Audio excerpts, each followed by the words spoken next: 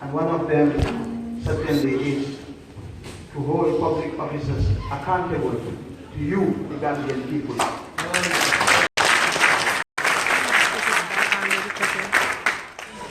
And that is why, despite Her Excellency gathering us up very, very early in the morning and holding a series of meetings, we thought we must come and honor this invitation. Allow me to say, though, I leave the politics with Mr. Fati and Mr. Dago. But allow me to say, though, that as Minister of Justice and Attorney General, no one in the country will use me to use the law as a tool of oppression.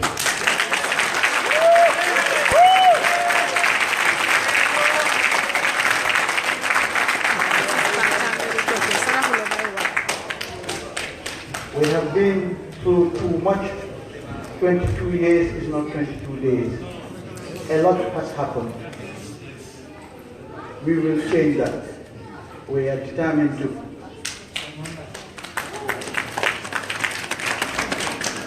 But in doing so, we want you to be patient with us. We want you to be understanding. The entire justice system in the country needs an overhaul.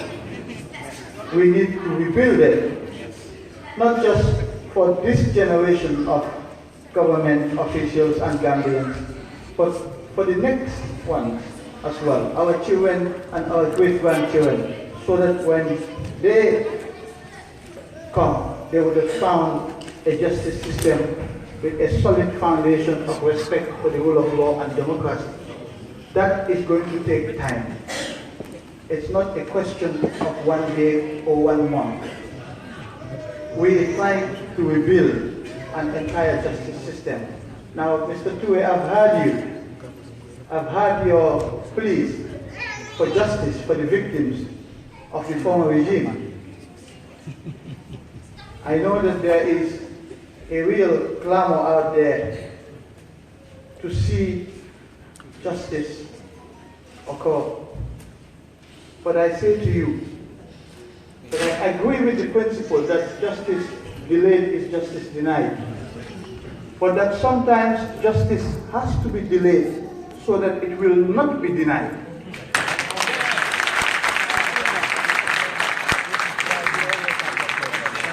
A lot of terrible things have happened in that country, not just over the last 1 month or 1 year or 2 years. It's been 22 good years. Let us look at it comprehensively. Let us put the mechanisms in place to deal with it holistically rather than deeply.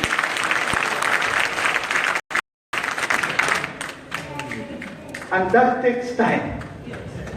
We don't want to go back to the days of the former regime where we arbitrarily use law. We want to be law-abiding. That is the Gambia we all wanted and voted for.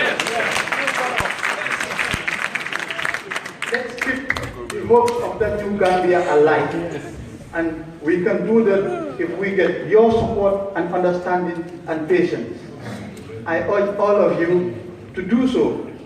Give us your support and we will get there. Rome, as they say, was not built in a day.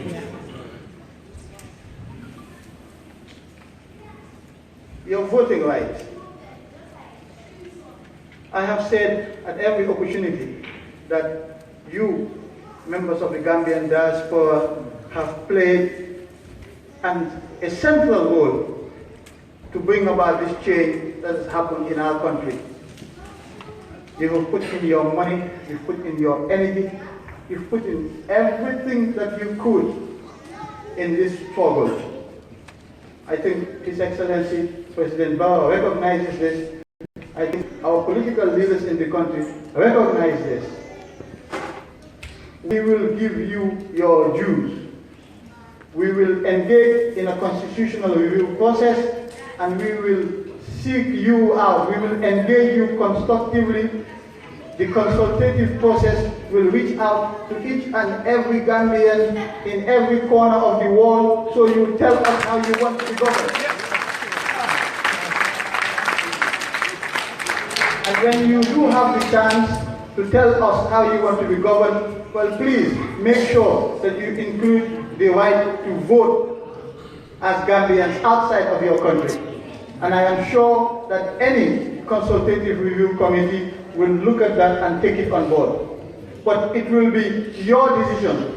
I will only facilitate, but I want you to take ownership of that consultative process. Tell the consultative committee what you want in your constitution, and they will, I'm sure, take it seriously. But that will be up to you. So I urge you to not just fold your hands and expect change. I want you to be the change that you advocate. Take ownership of this process. I thank you.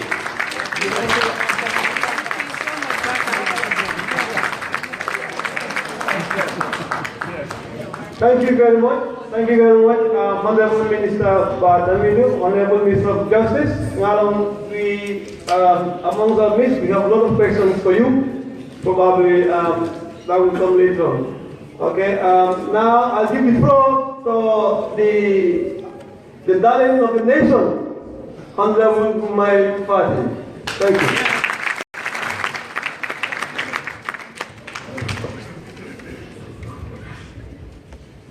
بسم الله الرحمن الرحيم.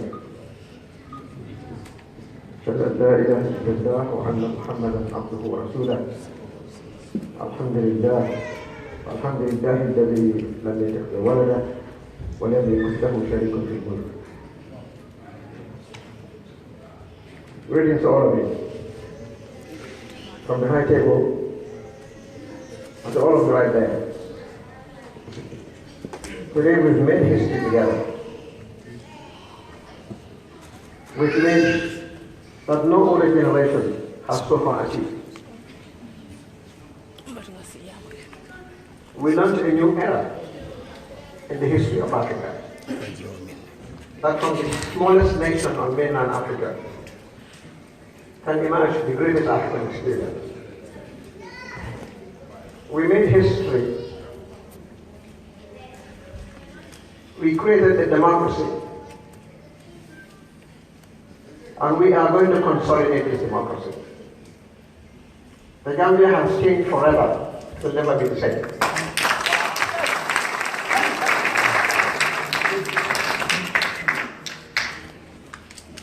The people of the Gambia took the gauntlet in their own hands. They have determined that they will be masters of their own destiny. That the punch of dictatorship will no longer resurface in our country anymore.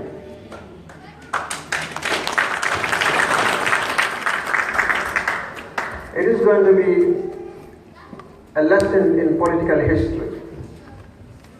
It is going to be a case study in universities around the world. How did we do it? How did small Gambia, how did we do it? We did it because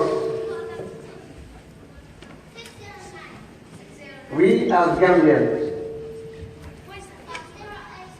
we did it because we have common destiny. We did it because we jettisoned those myopic tendencies that some selfish politicians have been using for over 2 decades to divide us. We did it because we realized the Gambia is larger than either of us. The political leaders stepped to the plate. Also buried differences, narrow the differences, amplified areas of convergence, and gave the Gambia a new history. But I'm not here today to talk about the past. Because I have always indicated that Gambians did not vote for their past. They voted for their future. So we need to focus on building a strong future. we need to focus on laying a strong foundation in order to tackle long-term challenges that remain unsolved.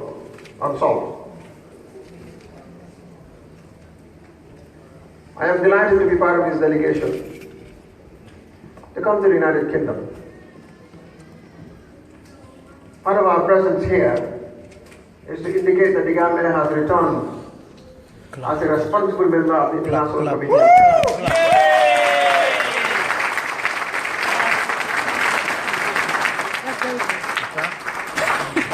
Part of our presence here is to engage the international community and to foster international cooperation so that the Gambia can become a true beneficiary of the international system. But not only, but also to indicate, to send a strong message that the Gambia also has a role to play in the solution of international controversies. That we can play a vital role in international economic development and the enhancement of global peace and in the creation of a new world order. That in the context of ideas, no nation is small. Our presence is a testimony that we are ready to do business again. And I'm sure the Honorable Minister of Foreign Affairs and Gambians abroad, of course, international cooperation, will have more to say on that. But let me come home. That is to say, let me come to the Ministry of the Interior.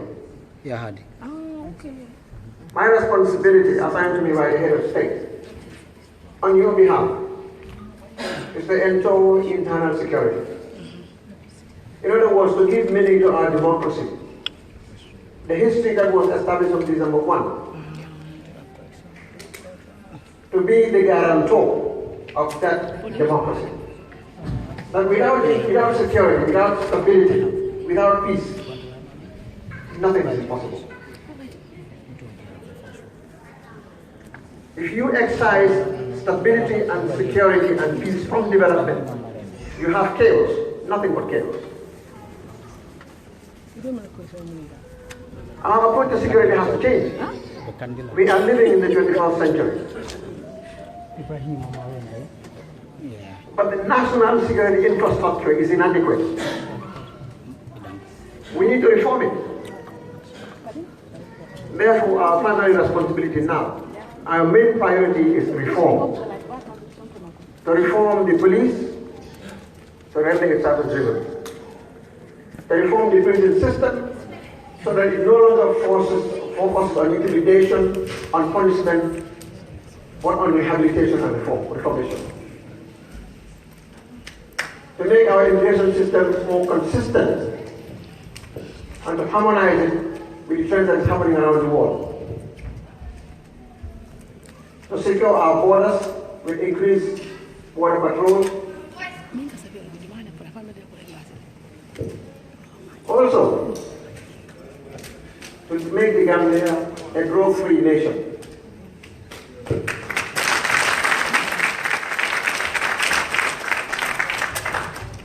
The National Drug Law Enforcement Agency, with its mandate prescribed by the National Drug Law Act, is very clear. The Gambia is a small country, but it has come over the years a major transit nation in the region of narcotics and other controlled substances. A large production field exists south of the border. Cannabis is prevalent all over the country. It is destroying our youth, the future of our country. Hard drugs, cocaine, and heroin, all these things are filtering through our country. It is destroying our foundation as a people. The Ministry of the Interior has a task to ensure that this stops. Thank you. And that we focus on building a generation of young Gambians who will not only be models for our country but for the world. We can do this if our drug enforcement mechanisms are strong and effective. And I assure you that we are going to introduce reforms that will drive away drugs and drug dealers and drug barons out of our shores.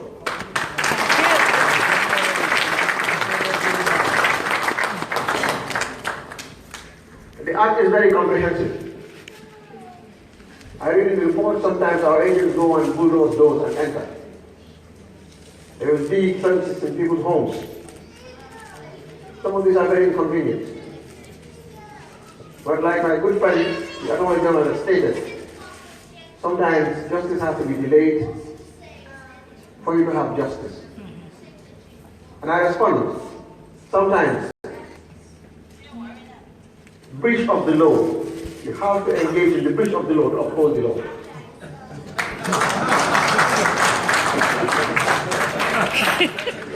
Well, that is just presidential philosophical contention. I'm sure my land can understand that. But what we are saying is we are very serious about reform. When Ross came, the president has pardoned all political prisoners in the Gambia and all political detainees. So the Gambia is probably the only country in the world today, perhaps the only country in Africa, without any political prisoners or detainees. This is a great achievement in a very short period of time. It gives validation to our affirmation that change has come for good.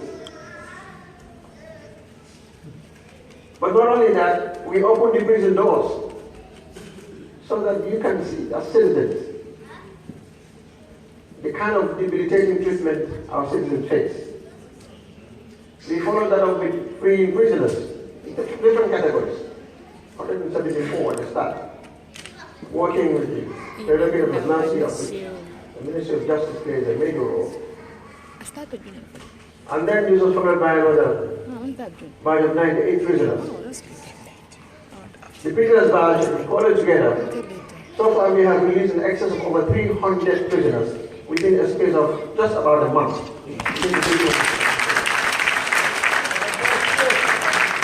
And we are not done yet. We are still reviewing cases. Yeah, the kids. More Gambians will be beneficial of this. But I want to assure you, we are not just releasing people, criminals, to go back to the street. We are focusing on those who have served at least more than half of their term. Particularly among that category, those who have shown remorse, those who have reformed. This was carried out together with the Department of Social Welfare, who went in and then looked at the list and spoke to the prisoners, provided them counseling. And there are categories of prisoners who are still ongoing counseling. That's very good. At the Department of Social Welfare. Because it is a condition of their release. They need that. Their condition of their release to continue counseling. So I want the Gambians to be confident that those who are coming out are not just ordinary criminals, we are sending back to the streets. We will continue with the prison reform. In fact, His Excellency has shown his desire to build new prisons. No nation wants to build a prison. But it is a fact that we have to build prisons. But new prisons that we will build will meet international humanitarian standards. It is just not the type of prisons you will find in civilized nations. And we will close down Mile 2. Thank you. We need to hear that. Mile 2. The question is, before we close Mile 2, I want the agenda to go there first. When we came, what I did, some of the things I did was to meet with the police command. Police commissioners from all parts of the region, in all 7 regions of the country, in order to look at policing, to focus more on community policing, so that the image of the police force will improve, and that the relationship between the police and the community will also be improved. Good. Our focus now is more of community policing, but also to improve our capability to detect crimes, to avoid crime, and to improve our intelligence gathering capabilities. We have done the same with immigration. We know our national documents are, we must protect the Gambia. To protect Gambianness, we have to protect our national identity. It must not be so easy to acquire a Gambian ID card. It must not just be easy to have a passport, Gambian passport. It must not just be easy to have a Gambian birth certificate. You are here. You know how tough it is to obtain your papers here. Because every nation is jealous of its identity. The Gambia should be no exception. So we are going to review again and reform and make sure only Gambians have access to Gambian documents.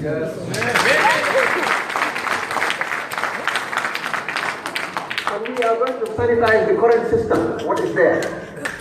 In other words, we work within the government system, within cabinet, to make sure that most of the ID cards that are out there and the passports in foreign hands, that we stop them. How do we stop them? We are going to have a period of a moratorium when we are going to, I would say ban, but when we will suspend all these documents circulating out there, and we will introduce new identification systems, new passports, new voters cards, including new birth certificates, working with the Ministry of Health. In fact, we are creating a centralized system that is going to master all this data of all Gambians, from the day we are born until the day one is out of the Thank you. But with one identification card, whether it is a passport or your birth certificate, an entire history of the individual will come over. This is going to assure our security. It is the same system we have through our airports.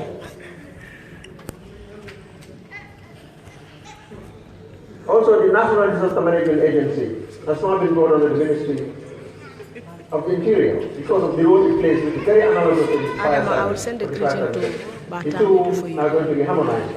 So the fire service is there, and the National Disaster Management Agency. We will see how we can find an integration. We're working with the Ministry of Justice to find a legal balance. However, what I'd like to indicate is that some of you are concerned about passports. You have difficulty changing your passport. You have to send these passports to Gambia. And sometimes you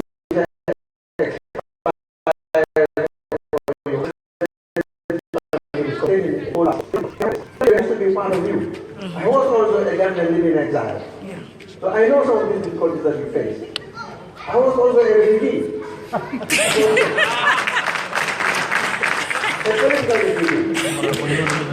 So I know your problem, even though I would run in and out of the country, but still, for over the past 10 years, I live the kind of life that most of you have been living here. So I know where it is biting in the shoes. Now we have the opportunity to change things.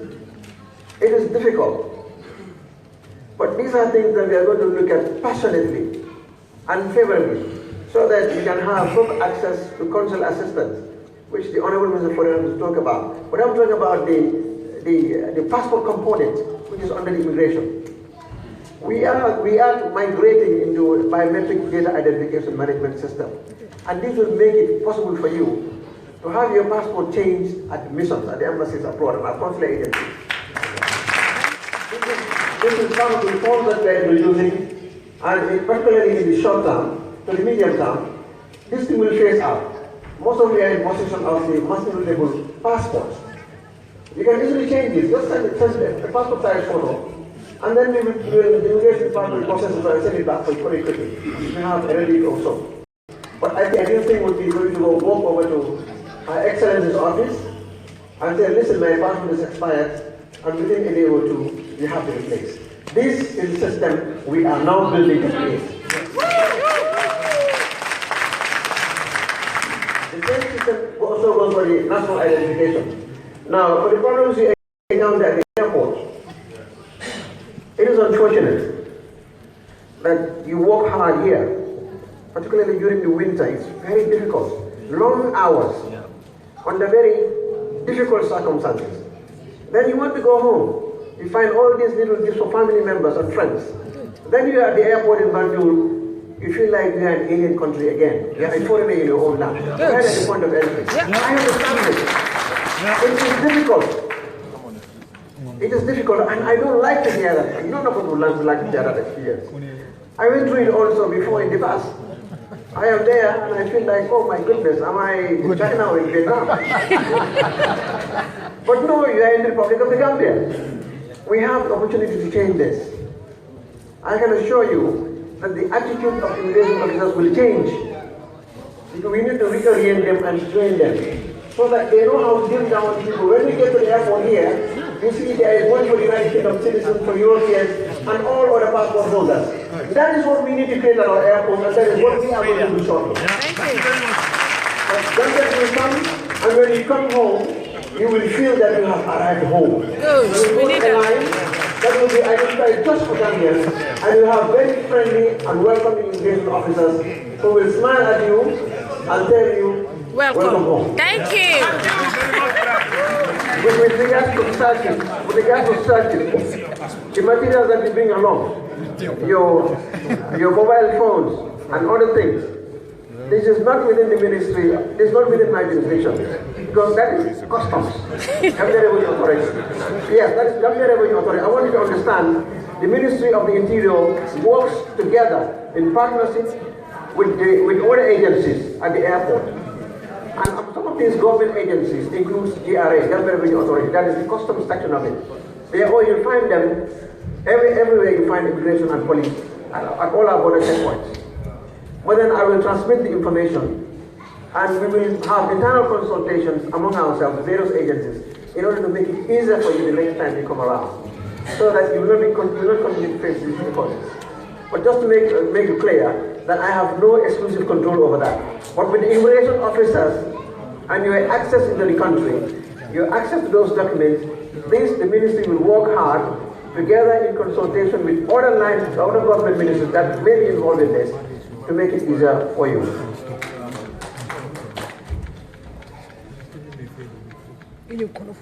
Vehicle registration. We talked about exporting cars from here to Gambia. The right-hand drive. Unfortunately, you are in a country that is only few in the world. That is still with that. But then that is what you have here. If you want to bring your cars to Gambia, you should be able to do that.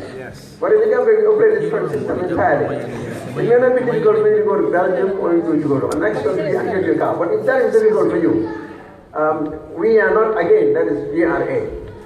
What we can do, what we have to do with vehicles is that we register your vehicles for you.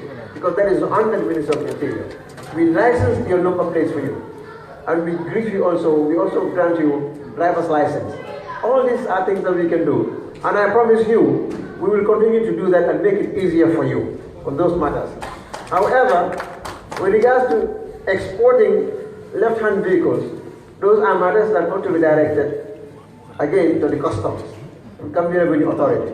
Because the Ministry of Interior doesn't have much to do with that. But it is the government. We can work with our colleagues and share the information with them, so that together we can find a comprehensive solution to this problem. And indeed, when we do it at home, we will transmit the information, we will consult and see how best we can make it easier for you in this matter as well, in this regard as well.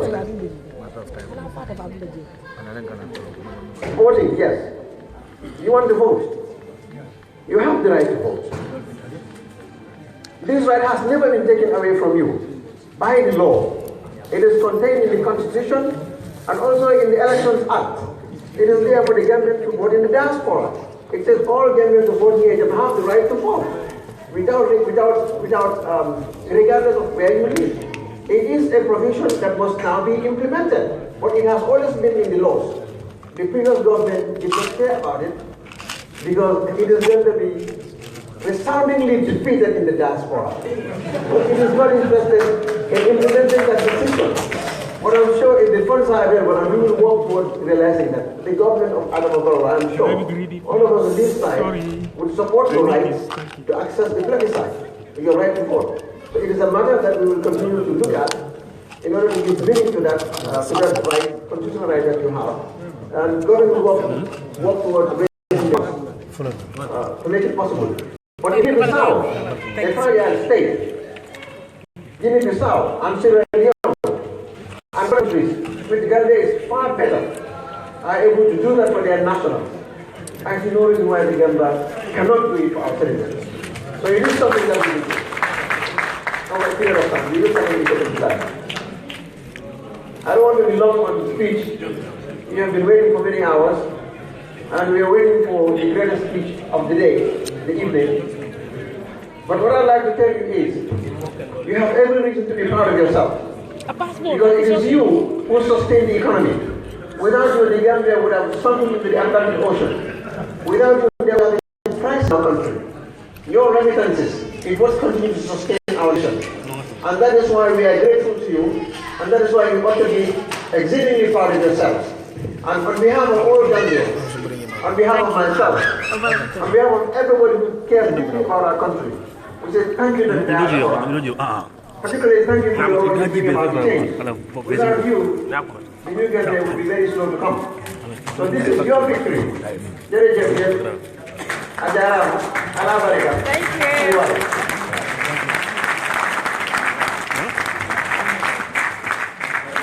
Okay, thank you very much. Okay, wonderful speech by Honorable Minister Maifati, the darling of the nation. Okay, Maifati is not taking the and in around Barolo Masakunda. So, finally disappointed, but I am so much disappointed. Yes, we stay fast on what we do and what we play. Right. Then the next speaker, one of the head of the delegation. I want everyone to rise up and put your hands together for Honorable Minister of Foreign Affairs, Al-Hadi Thank you.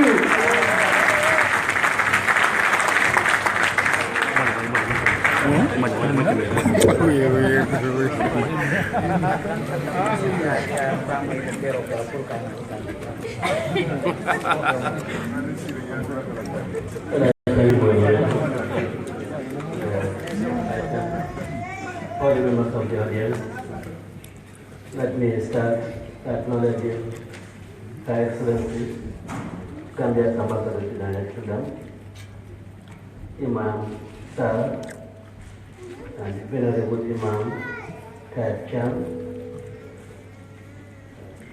my colleagues, the chairman of the Gambia United Society, my fellow citizens. I was wondering in what capacity I was going to address this gathering. I didn't know whether I was going to do this as a politician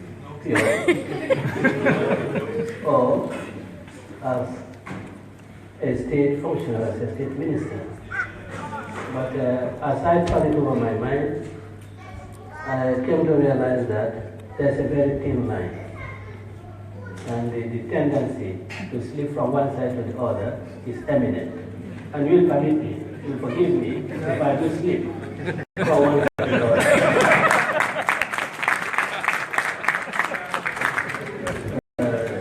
I would say that this is a very wonderful evening. It is an evening that affords us the opportunity to interact with our fellow Gambians for the first time in our official capacities, and for me personally, for the first time since gaining my freedom and my liberty.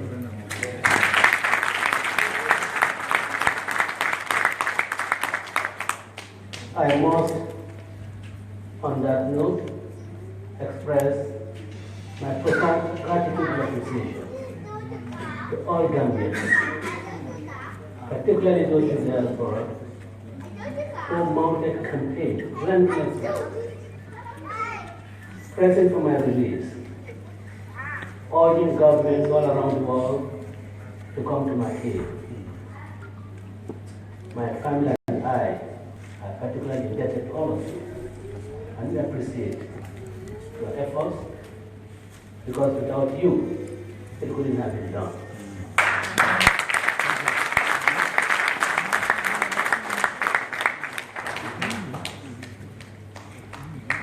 It is the fruits of your struggle, the fruits of your labor, that has earned me the position of Minister for Foreign Affairs. Because if you are not there, if you had not campaigned in the social media, if you had not told your relations, your friends, what to do, and if you had not voted rightly, I would still have been in prison. And probably I may not tell the story that Tuntu says we should tell, that everybody has a story to tell. Maybe I wouldn't have the opportunity to tell that story. So I thank you all.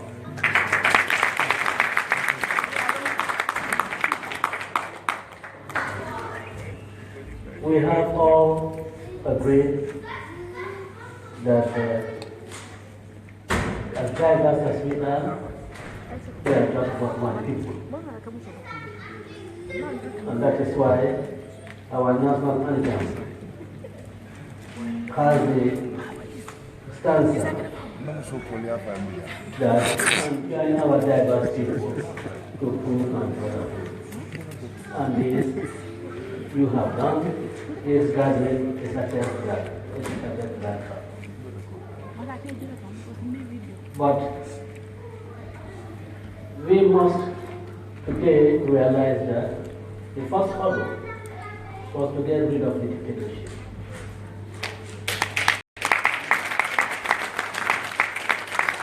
And I believe it was much easier to do so than really to keep on with the responsibility of nation building, the constructing of our Gambia.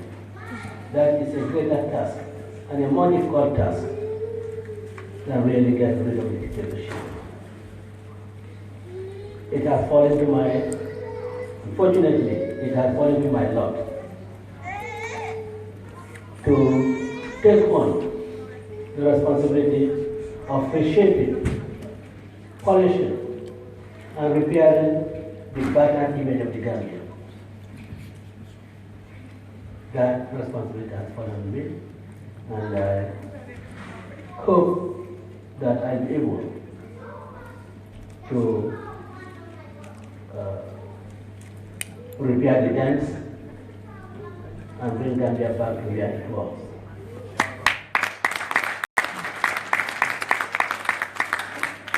I have, with the support of my president, your president, secured or at least got the United Nations Secretary General to consider our decision to go back to the International Criminal Court.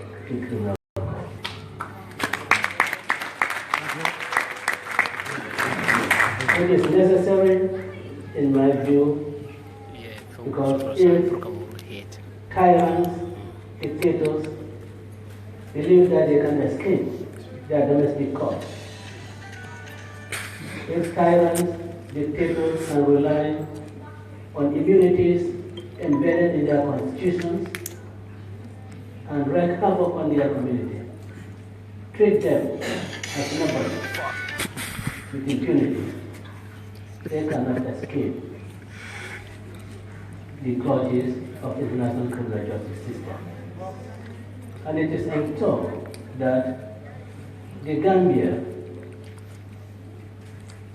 and Gambians who have suffered under the Gambian regime, if they cannot get redress in the domestic court, they can at least get redress at the international criminal justice, at the international criminal court, if the evidence, and I want to emphasize this, if the evidence is available. We do not want to assume anything. I don't know, the Daniel's last, I can't have silence. We do not want to really conclude that Gambia has committed atrocities against humanity. We don't want to assume any of those. We want to find the evidence. We know that the body of my friend, my comrade, my brother, Solo Sunday, has been exhumed.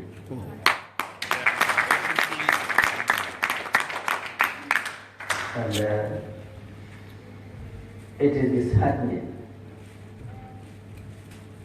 for a Muslim, a man who believes in his Creator, a man whom I knew has always heard in his hand is used that he will read before he returns to bed.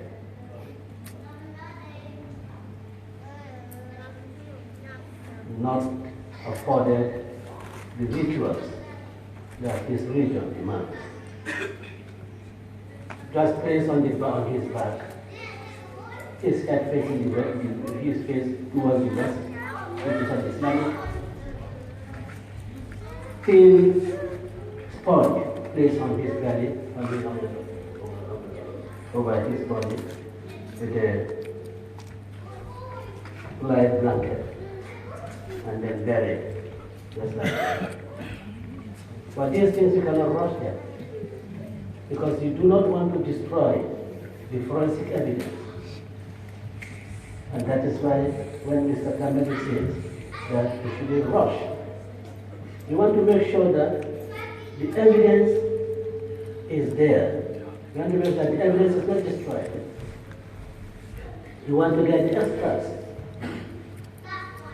to carry out the necessary forensic examination and advise us properly.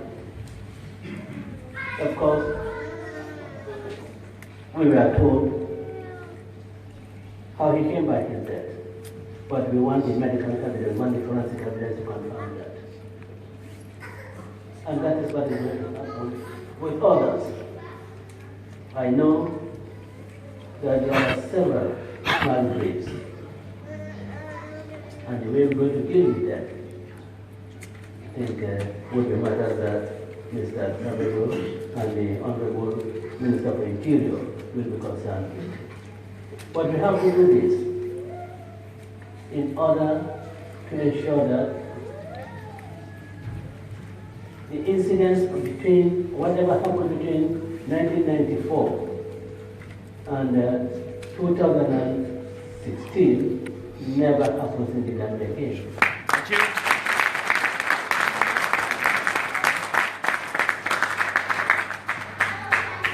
We had isolated ourselves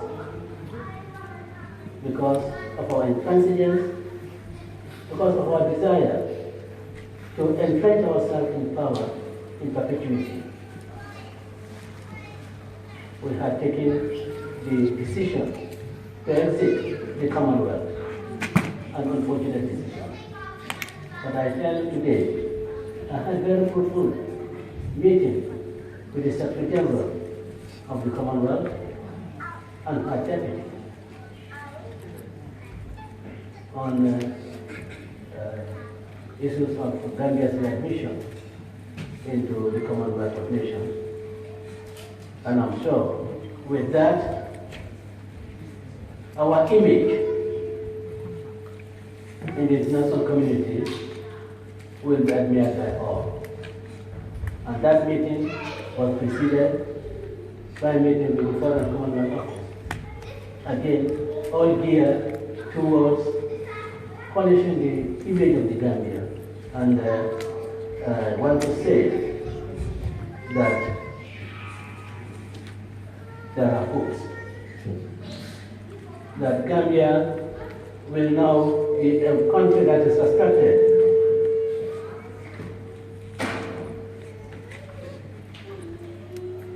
It will not be the nation that people will frown at when his name is mentioned.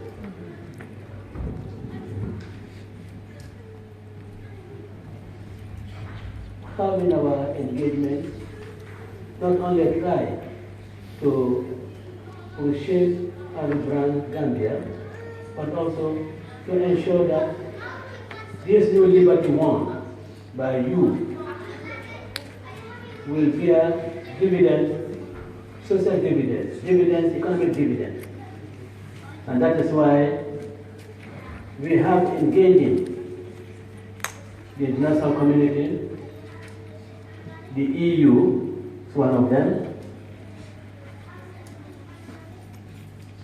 to come to Gambia's aid because the economic situation in the country is so dire that if the Jammeh administration had continued up to this time, we will certainly be at each other's throat, because import cover at that time was just less than six weeks. And can you imagine the country not being able to import the necessary items for the upkeep of their soul and life? We have at least shown to the world that the new Gambia is just not a slogan. It is a reality, but that reality can only have meaning for the Gambians if the government is able to deliver on their expectations. As I told my friends today a story. On the 20th of January, when Adamabaro was returned from Dakar, I had never seen a crowd in my life as big as that. I had never seen a traffic jam as of that day. I never seen confusion in traffic as that day. We stood in one place for more than 3 hours. No, we are unable to move. But by my side was parked a tractor, and in the trailer were young people, aged between 16 and 20. They were really having a good time. While we were sweating, they were dancing, clapping, and singing. And what were they singing? Bangulenga manda baku baroga jeda.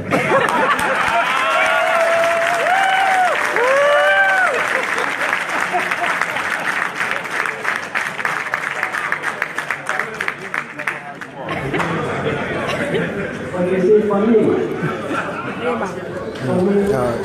that was a very, very didactic statement. It was very philosophical. Young people, they probably didn't know or they didn't intend for them, the reason I assigned to it, it didn't read that to them. For me, it was an expression of the expectations that everyone, including those kids, have in the new administration. And those expectations, I think, it's my responsibility to help the president mandate. And how do I do so? Is to put the Gambia in the best light in the world. And we can only put Gambia in the best light in the world by really adopting the policies, foreign policies, that any nation that has any modicum of respect for his people will really adopt. Because every foreign policy is informed by your domestic policy. You try to project your domestic policies, you try to project them on the international scene so that the world, everyone, can come to your aid in ensuring that you succeed in implementing your domestic policies. And I am the gateway, and my friend here, Mr. Shabedu, I'll be pushing them that they must establish the human rights commission in Gambia so that Gambia and Gambians will be assured that it's not only the judiciary that will come into their aid when there are violations of their rights, but also there are the armed institutions where you can go to and you can get redress. Institutions probably where you don't have to go through litigation. And we believe that for Gambia, really, to be able to gain this place of pride among the nations, we have to respect our rights. We have to respect the fundamental rights of the individual. It is my dream, in fact, it is my high priority that Gambia becomes the human rights capital of Africa. And I think it is highly qualified for that because all the ingredients are available. You have the African Commission on Human and People's Rights, located in Banjul. I mean, after all, the Banjul Charter, the African Charter on Human and People's Rights, they call it Banjul Charter, because Gambia, or the Gambia, was a prime advocate for human rights. The first president of the Republic had really gone around the world advocating that the entire continent, the entire world, the entire globe must be human rights conscious. We also have in the Gambia the African Democracy, the African Center for Democracy and Human Rights Studies. So what else do you need? You need to have the court there so that human rights violations on the African continent can be redressed in those courts. And of course, if we have a human rights court in the Gambia, I think Gambians will be happier because there will be no violation of their rights, and we will not host such an institution, such a court, and then we turn around and violate the rights of the Gambians. We believe that I hope that when we start the campaign, we'll get the support of Gambians by advocating in the social media, as you have advocated for changing right through the social media, by advocating for Gambia to be honored to have that court located in the Gambia. I have heard some of the concerns. In fact, one of them by Mr. Barr. When I met the Gambians, when the President and I had the singular privilege of meeting Gambian diaspora back home, those who came to attend this inauguration, this issue was raised of Gambians having the right to vote. At that meeting, I indicated that all the parties, political parties, had made presentations to the authorities then for the right to vote, for the franchise to be exercised by Gambians in diaspora. The law is available on the Election Act. Maybe what needs to be done is elevated to a constitutional provision, and I hope that one General will do that, so that it becomes a part of the Constitution, and that Gambians can, if your government that you have elected now does not take the appropriate steps, you can go to court and then find provision.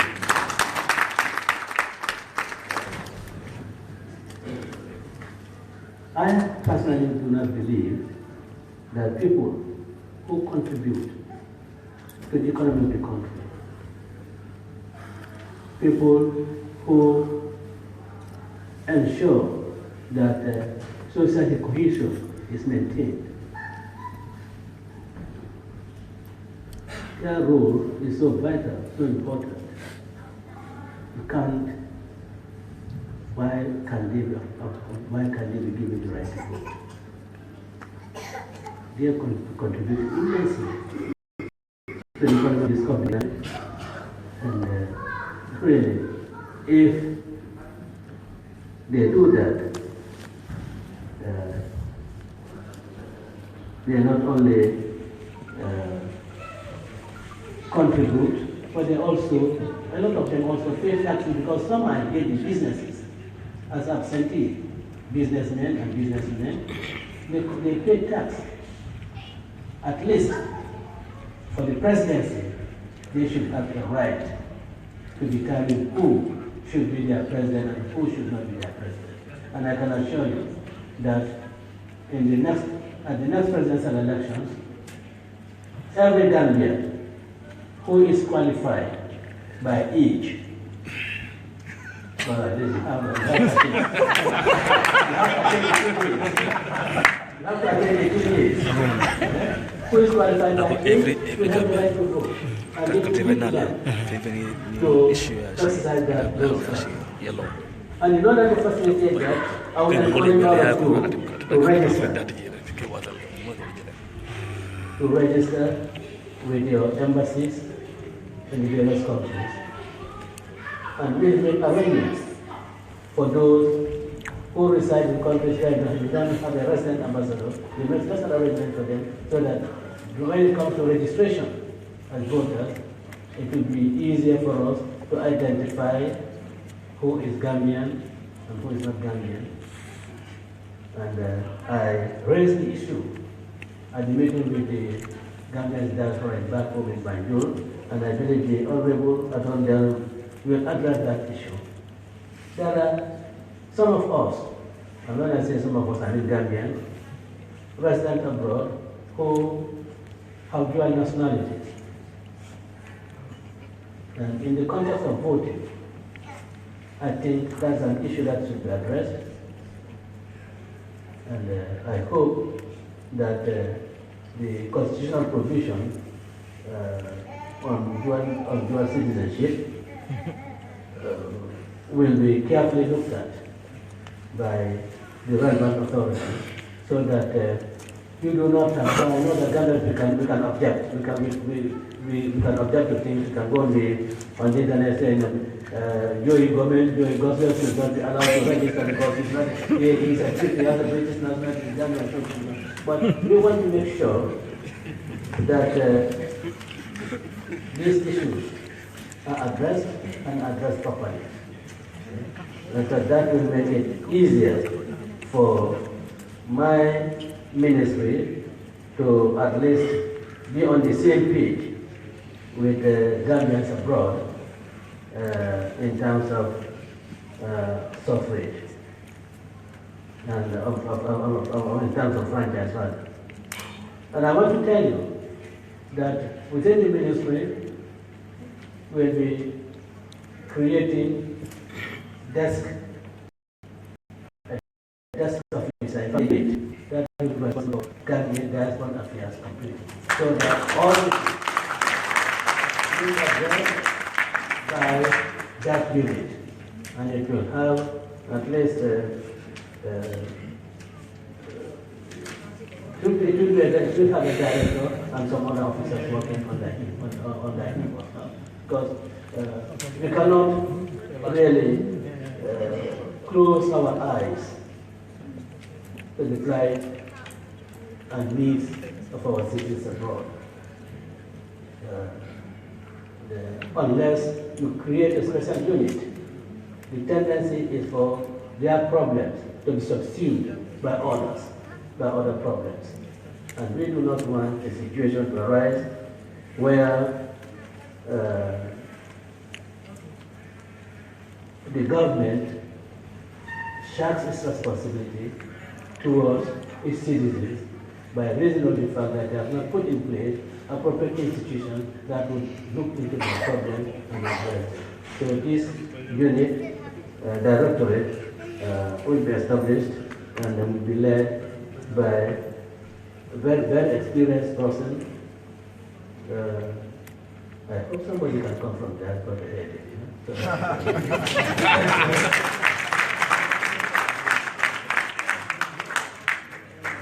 and within the embassies, we'll arrange with the Minister of Interior so that we have there's an immigration officer who will be dealing with passport issues, and national identity and so forth.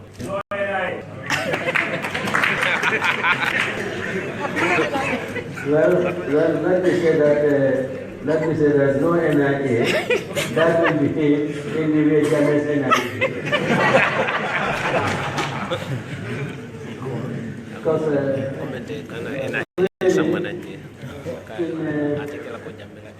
in some countries really, passports issues really sometimes because of the Minister of Foreign Affairs in some countries. And it is for, I believe it is for good reason, although I have not attempted to find out the reasons.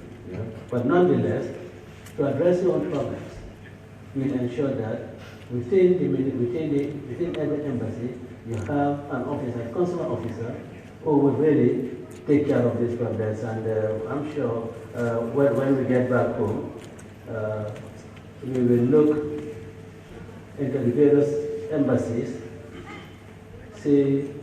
determine the concentration of Gambians in the countries, and then make sure that you have the officers who will be posted there to those.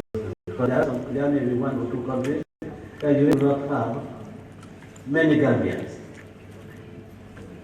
There may be some such countries. We open embassies there because of shared economic interests. Because those two, we have one or two such embassies because of shared economic interests, not because of the number of Gambians in those places. So we will definitely look at those issues. Next, the flights traveling to Gambia is extremely difficult. When we are in France, we meet various authorities, and in Brussels also, we met with some of the authorities. And one thing that we kept on hammering to their ear is that, look, you must open up, flights to the Gambia. Direct flights, yes, direct flights to the Gambia. It's so difficult to transit through Morocco, or Brussels, or Senegal. It's extremely difficult. And there's only one commercial flight. And as I know, that is just in Brussels. Other than that, your other mode of travel to the Gambia is joint charter flight. And that, of course, is responsible for the limitation of the weight that you are allowed to carry. But let me say this, that this is not only unique to Gambia, it is universal. And it will have to, I'm not sure, how productive it will be for us to engage the airlines, single nation on that issue. I think that has to be something that our Ministry for Air Transport can probably tease its colleagues at the conference of the International Civil Aviation Association account. I think they can be teased. But then I don't think it will be profitable for us to raise the issues as a single nation with this with the airlines. I don't think we will keep anything substantial. So I want to do something that I think is achievable. But when it does appear that what you want to pursue is not achievable, there probably wouldn't be any use attempting to do so. But then what we think is achievable is doable and should be done, so that we have direct flight to Banjul, and this we are pursuing. And we hope that the airspace will be open soon. Now, the Imam has advised us, and we bear advice in mind. We know that there are competing demands on us, but each of those competing demands is justified. And we cannot just turn our eyes away or cannot just ignore them because the competing demands are served.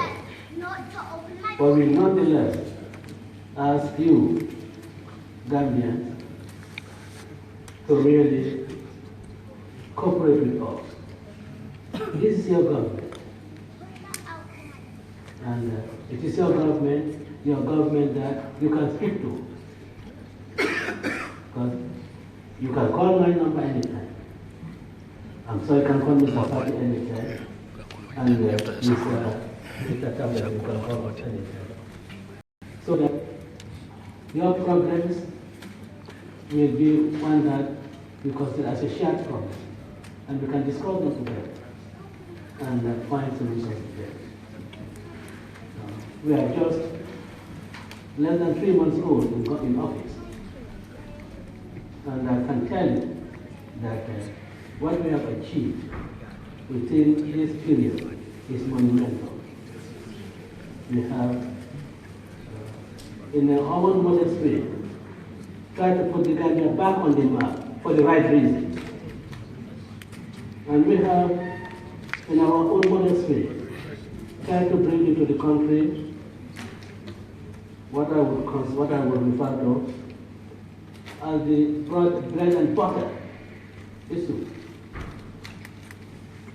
We have been able to secure funds that would support aspects of our budget. We have produced a rapid response plan to address the ailing economy, which we hope will replace the German's page with seriousness. And we are really opening up doors, or doors have been opened up for us with the World Bank. Never in the history of the Gambia has the Vice President of the World Bank visited the Gambia, not even South Africa.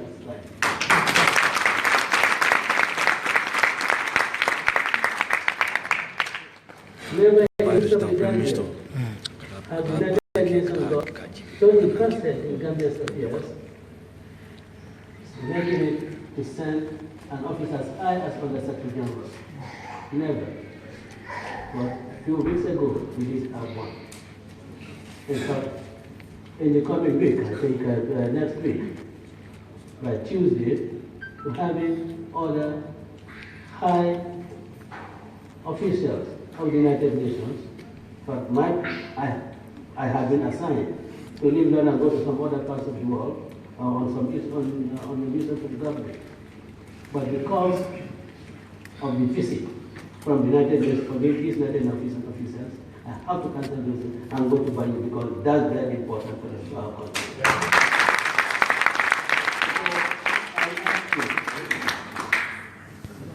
I ask you to keep an eye on us. Watch our steps closely. But I would also ask you to be a little bit patient. To be a little bit patient. Now, whether I sign for the deportation of Gambians, well, this campaign period for the National Assembly. So, that's as I said, I don't know whether I was going to talk as a politician, as a minister, but since I signed, not as a politician, but as a minister, then I think I can really address the issue. Now, you are all aware that the EU Commissioner for Development and Cooperation, Mimica, one of the highest officials, and again, for the first time in the history of Gambia, has an officer of that rank from the EU. That ever. I have signed with them an agreement for budget. They were releasing 75 million euro to the Gambia. And I believe there is an extra 150 million euro in order to address our socio-economic problems in the country, ranging from agriculture to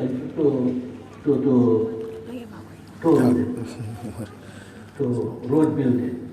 All this is what I signed for, and I did it very proudly. And if I have the opportunity to sign similar agreement, and by the way, these are not loans. They are not loans, they are grants. Wow.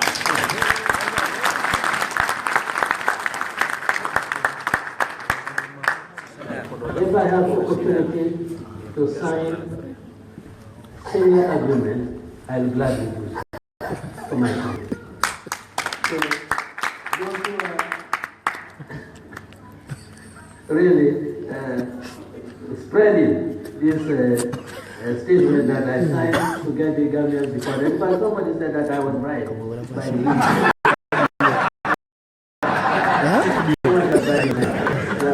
these are people who do not know how to address and get their votes.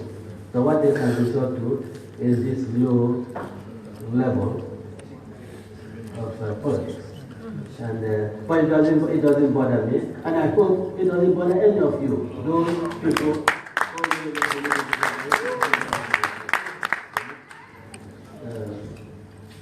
our new Gambia is one that you and I have to work for very hard. After all, the new Gambia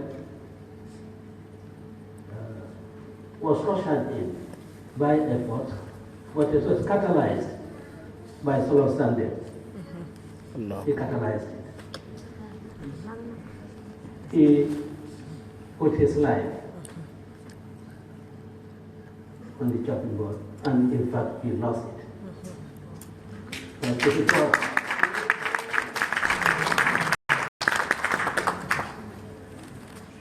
If Solo Sunday didn't die, so I wouldn't have gone on. It was because he died. And I knew that I now have reason for me to go in the streets. I had been told all along, people like that, you can have go in the streets. But I didn't have any cause to go into the streets. But when I heard, I went into the streets.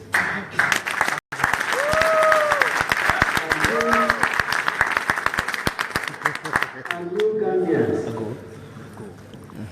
in the diaspora, you came in a big way to support us. And that is what brought about this. So the change that you have brought, you must make it sustainable. You must sustain it. And you must sustain it by to go back home. Do your investments. Come home, make the permanent secretary, President's office in charge of investment, make the officers of GAIPA form partnerships among themselves. There are a lot of opportunities there that you can exploit. We do not want our economy to be controlled by non-indigenous. You have the opportunity. You have the knowledge, you have the talent, and you have the connection. Please come back home so that when your grandchildren read in history books about the creation of the new Gambia, you will find that I was part of it, and that is why you have not decided to go by the pathway. So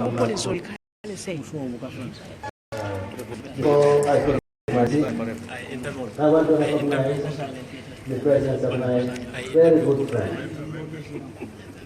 my senior, Bapole Jani.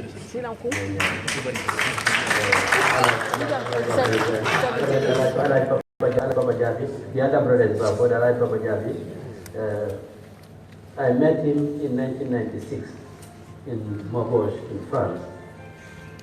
And since then, he has been that very wonderful person. And appreciate that he can make time to come here. This shows that all of us, Gambians, are committed to our Gambia. Otherwise, I do not think that someone like him would be here. And finally, I want also to recognize the presence of my protege. I call him my protege, Joey Goswell.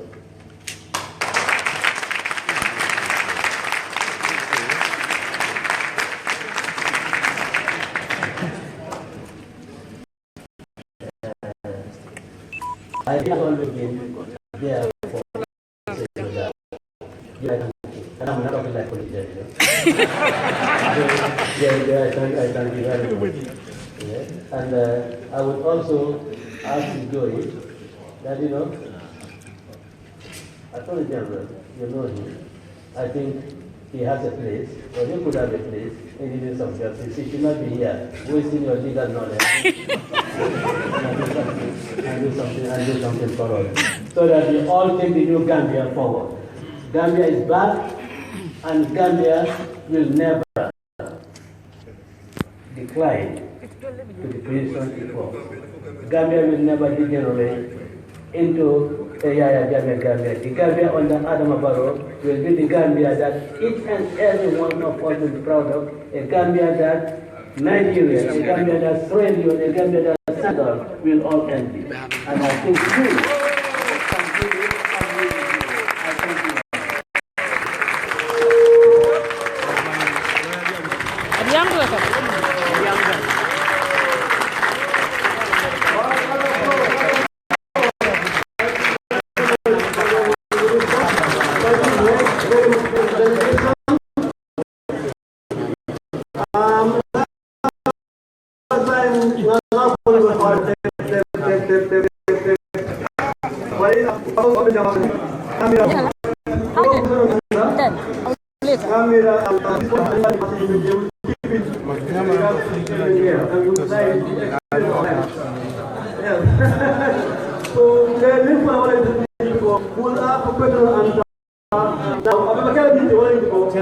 Everybody who wants, anyone who wants to talk, I have 15 names here now.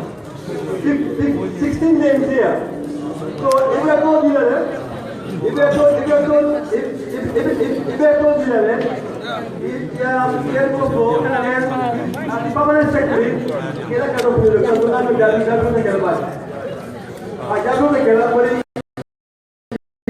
complete news of affection.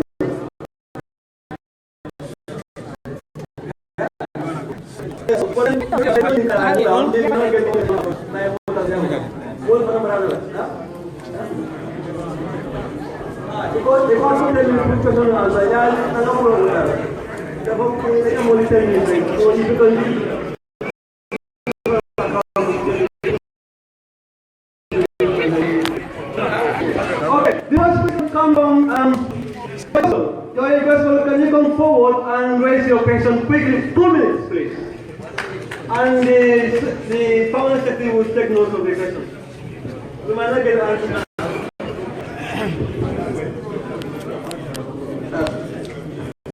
Good evening, ladies and gentlemen.